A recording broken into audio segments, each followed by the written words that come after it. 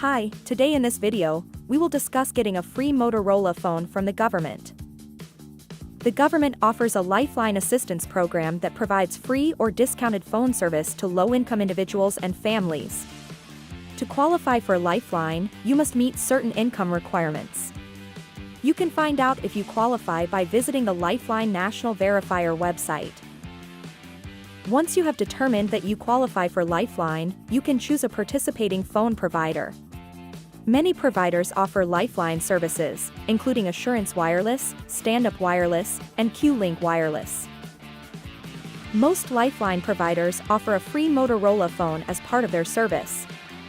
The specific model of phone that you receive may vary depending on the provider.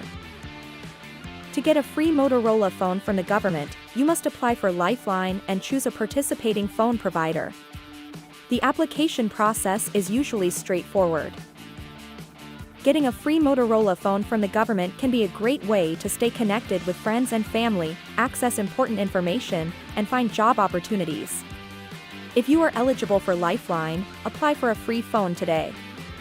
Thanks for watching.